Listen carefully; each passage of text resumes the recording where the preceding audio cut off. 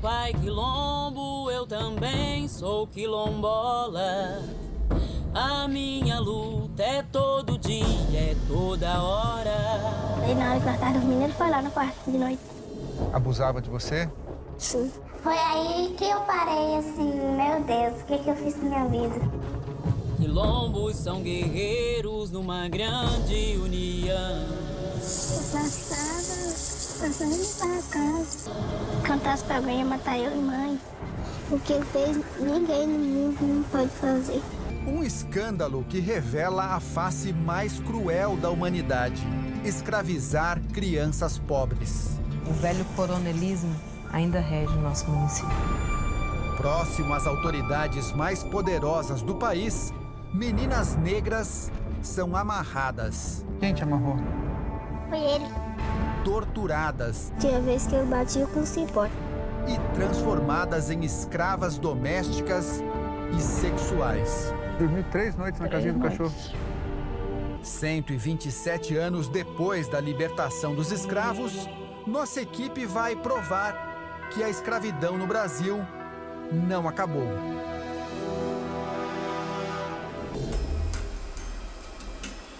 A viagem para conhecer os Calungas começa em Brasília. O quilombo fica a 320 quilômetros da capital federal. A cidade mais próxima é Cavalcante, com 10 mil habitantes. Daqui para frente, vamos entrar na mata, no meio do cerrado. Há quase 3 séculos, os escravos fugiram do trabalho nas minas de ouro e se esconderam em meio às montanhas. Aqui, entre rios e cachoeiras, encontraram tudo o que precisavam para sobreviver. Esta aqui é uma casa típica da reserva Calunga. É aqui que a Eliene mora com 5 filhos e o marido. O telhado é feito com folhas de painha, a parede é de pau a pique, com madeira, barro e cipó. As casas não têm água encanada nem energia elétrica. A tecnologia está longe do alcance dos Calungas. Você já viu televisão? Nunca assistiu? Nunca viu televisão? O cardápio é quase sempre o mesmo. A mandioca, o arroz e o feijãozinho mesmo. Carne só quando a pontaria não falha. E o pior é que tudo isso ainda não é o maior problema dos Calungas. Raíssa é uma menina calunga, como tantas outras. Inocente, tímida, desconfiada.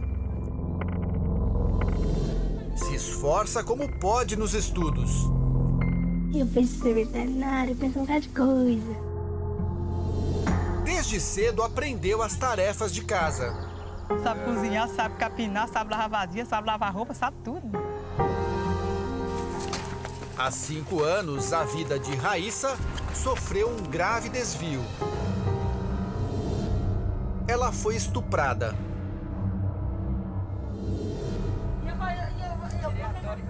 A menina vive agora com os tios. Os dois evitam falar sobre o que aconteceu com a sobrinha na cidade. Não, sei não. Você fala? Nós não sabemos, nós não queremos saber disso. A hora que ela chegar, ela senta aqui que ela te conta. A violência sexual contra a Raíssa começou na infância, com o padrasto. A mãe, alcoólatra, perdeu a guarda da menina. Raíssa foi entregue a um vereador de Cavalcante, o vice-presidente da Câmara, Jorge Cheim. Tudo mudou no dia em que, segundo ela, o homem que deveria tratá-la como filha entrou no quarto com outras intenções. Aí na hora que nós estávamos dormindo, ele foi lá no quarto de noite. Não teve sequer chance de se defender. Pensou em gritar? Não. que eu já estava amarrada. Você estava o quê? Amarrada? Quem te amarrou? Foi ele. Ela foi amarrada como seus antepassados. No dia seguinte, a menina contou sobre o abuso para a nora do vereador. Mas a mulher, em vez de avisar a polícia... Ela foi na farmácia, comprou comida que eu não sei o que é, aí pegou e me deu. E depois, alguém te levou na polícia? Não. Não?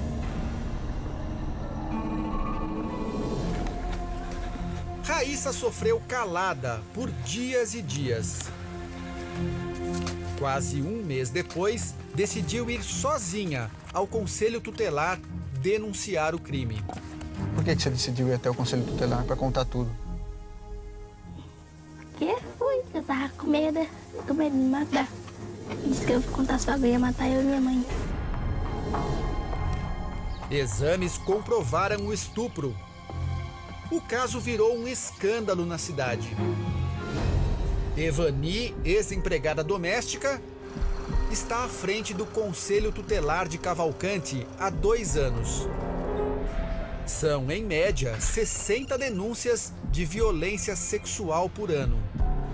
Até o momento eu não tinha passado por uma cidade assim, com tantos casos, né, de estupro como aqui, né?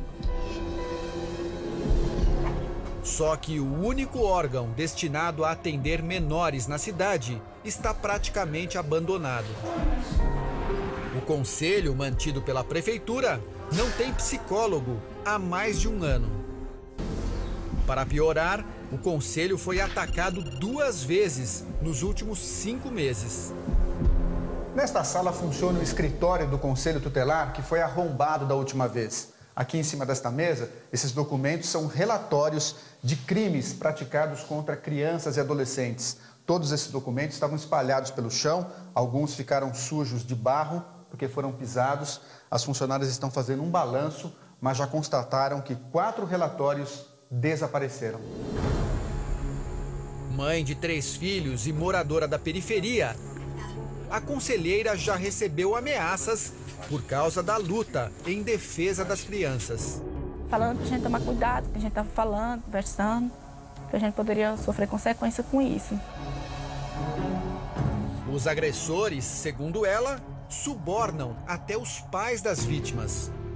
A extrema pobreza que vai levando, né, os pais também se corromper com toda essa situação. Foi justamente o que aconteceu com Raíssa. O próprio pai biológico, que ela não via há muito tempo, reapareceu e ofereceu dinheiro para que ela voltasse atrás nas denúncias. Ele falou o quê? Ele falou que ia me dar 400 para falar que era mentira. Esta é a principal estrada dentro da reserva. Foi construída pelos próprios moradores há 8 anos. O caminho aproximou os quilombolas da cidade, mas, por outro lado, deixou os descendentes de escravos mais vulneráveis. O contato com a cidade fez com que os mais jovens buscassem lá fora algo que não tinham dentro do quilombo: educação. E foi justamente a busca por um futuro melhor que colocou uma menina calunga em um pesadelo. Soraya mora nesta casa com os pais e 5 irmãos. Quando a menina fez 10 anos, a família decidiu que ela deveria estudar na cidade. O nosso estudo é mais avançado um pouco que aqui aí nós mandou ela para estudar, né? O dono deste supermercado em Cavalcante se prontificou a ajudar. O empresário Neuvalto Cândido de Souza, ex-secretário de Finanças da cidade, cedeu um quarto em sua casa para Soraya.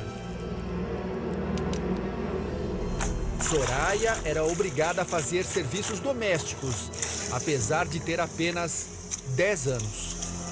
Eu passava limpar a casa. Passar roupa. A relação era a mesma dos antepassados escravos. Trabalho duro, sem pagamento. Você ganhava alguma coisa para trabalhar no serviço de casa? Não. Mas o pior veio meses depois. Você não quer falar disso? Não. Diante das câmeras, Soraya não fala sobre a violência sexual sofrida na casa do empresário. Soraya tentou pedir ajuda, mas de nada adiantou. Logo na primeira vez que ele me estuprou, eu contei para a esposa dele, mas ela não disse nada. Os pais fogem do assunto. Teve uns problemas lá, mas eu não sei nem contar o que foi.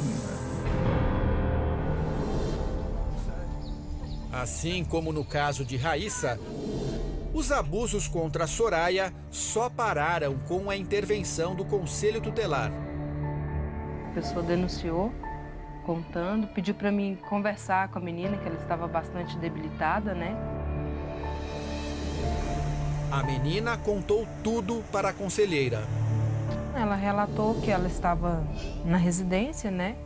E o dono da residência prendeu no quarto, né? E a violentou. Neovaldo Cândido de Souza chegou a ser preso pelo crime, mas em seguida foi libertado. Os advogados dele apresentaram um suposto namorado de Soraya, um menor que afirmou ter mantido relações sexuais com ela. Como é que você ficou com a absorção dele? Indignada. E desmotivada. A única promotora que trabalha na região também ficou inconformada com a absolvição do empresário. Para ela, a ausência de um juiz no município contribuiu para a impunidade dos agressores. Um fato foi determinante para a absolvição do empresário. Dias depois de ter denunciado o crime, Soraya surpreendeu a todos e voltou à delegacia. Em depoimento, afirmou não ter tido relações sexuais com ninguém. Não tenho como provar, né? Mas houve algo que não se encaixa aí. E o que não se encaixa aí são duas coisas. Primeiro, o medo. E segundo, alguém que leva sempre um dinheiro para fazer, né? Para fazer prevalecer a lei do silêncio. E se porventura tivesse ali, não é uma questão só de ter um juiz, né? Era uma questão de ter uma polícia que investigasse e avançasse com a história. Mas como numa cidade pequenininha, onde o coronelismo, né, é quem ainda manda. E se você me perguntar, e continua assim, o pior é que continua. Porque a impunidade faz com que cresça na região a violência contra essas crianças. Me dá a imagem, vai. Você vai ver a imagem nesse momento ao vivo do nosso comandante Juan. Parece tudo tão um assalto na farmácia, é isso, Juan? Marcelo, sim, e segundo assalto em menos de uma semana. A informação que a gente tem é que os marginais eram dois, chegaram utilizando motos e carros, uma moto e um carro, na verdade. Eles efetuaram assalto nessa farmácia, lembrando que é o segundo assalto em menos de uma semana. A Polícia Militar chegou com várias viaturas, também utilizando motos da Rocan, mas infelizmente a informação inicial é que os dois marginais conseguiram fugir, Marcelo. Olha aí, você vai vendo as imagens, me dá o preso, vai, minha filha, me dá o preso, você vai vendo aí. Esse era um dos sujeitos, um dos mais procurados no Nordeste, Fábio Orelha, olha que nome. E ele estava escondido aqui em São Paulo, ele passava por pedreiro e pintor de parede. Põe no Cidade. Um criminoso frio, que fala com naturalidade sobre os assassinatos que cometeu. Somos dois e tô pagando por um, tá no juiz, aí o juiz já sabe. Este é Fábio Santos Trindade, conhecido como Fábio Orelha, apontado como um dos bandidos mais perigosos da Bahia.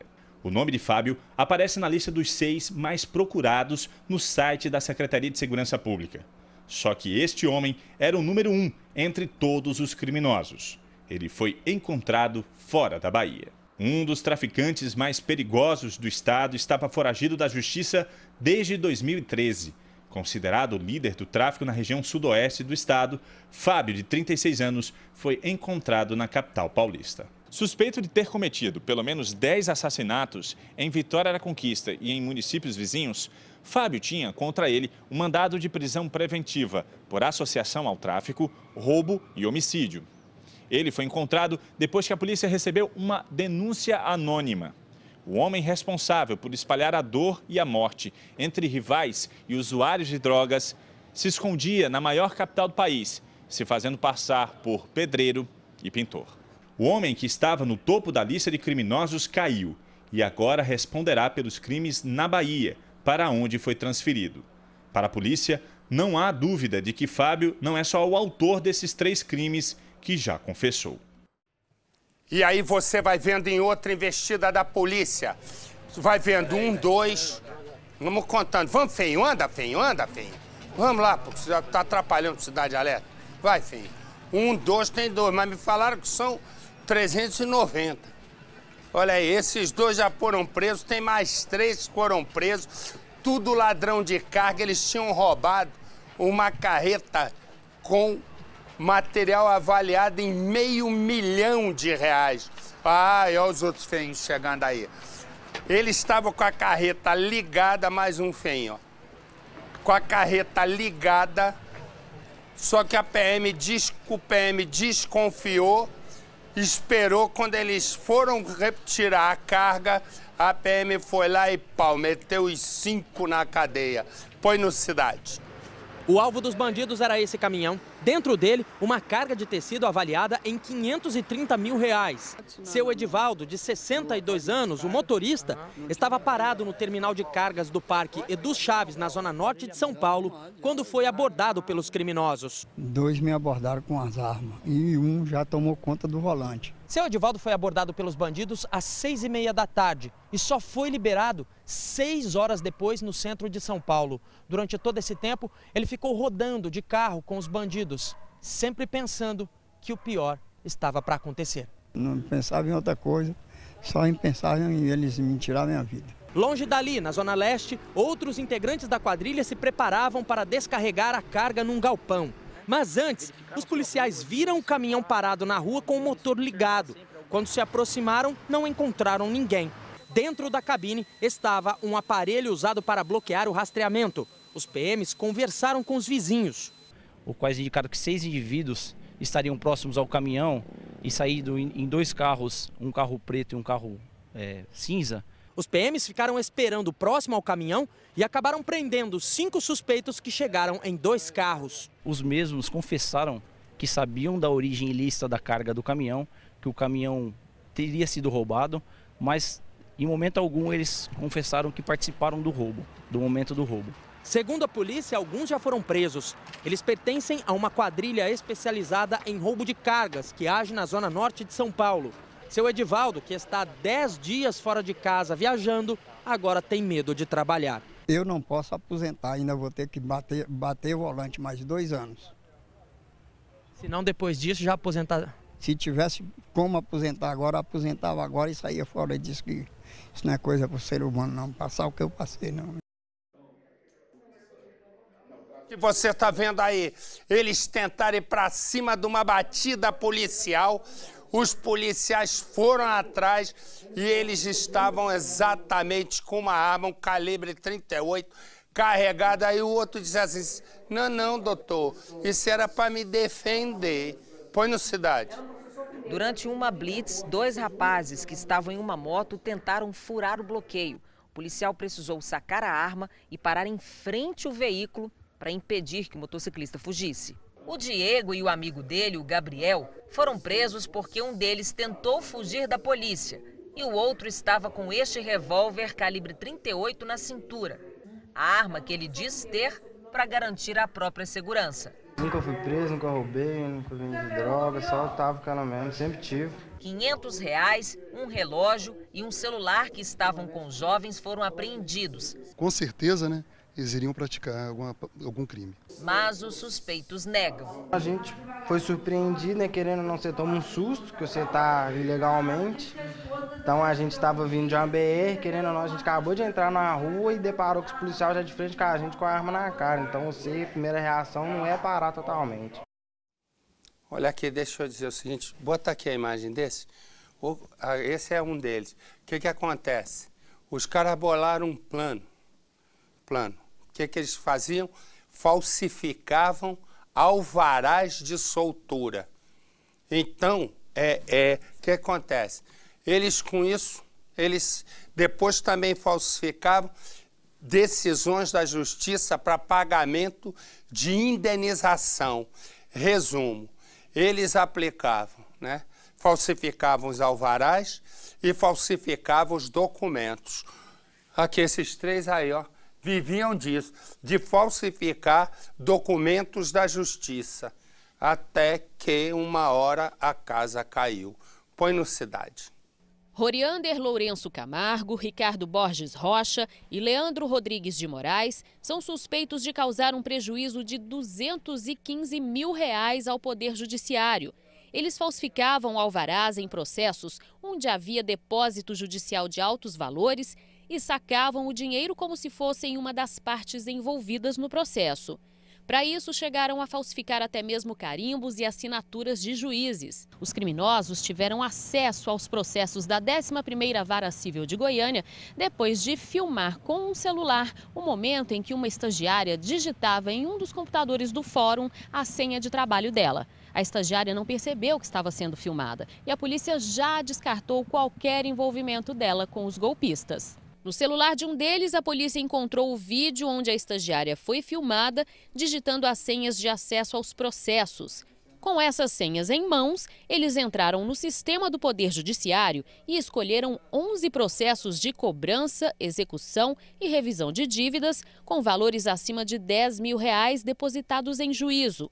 Leandro era quem fazia os saques. O Leandro era quem tinha o nome, né, no alvará, então só ele podia ir até o banco e sacar aquele alvará.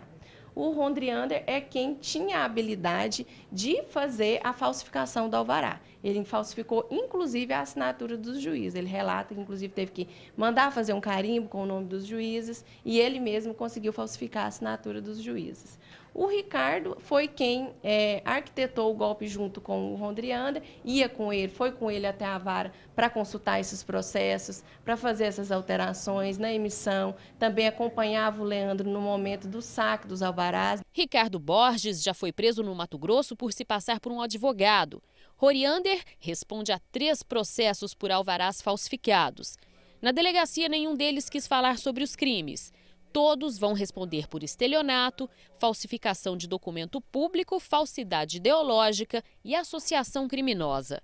O Roriander, ele cursa a faculdade de Direito. O Ricardo já é bacharel em Direito, né? Inclusive, a gente, no cumprimento do mandado de busca e apreensão na residência dele, foram encontradas várias cópias de processo onde ele se passa como advogado utilizando 2 OABs diferentes de advogados do estado de Goiás.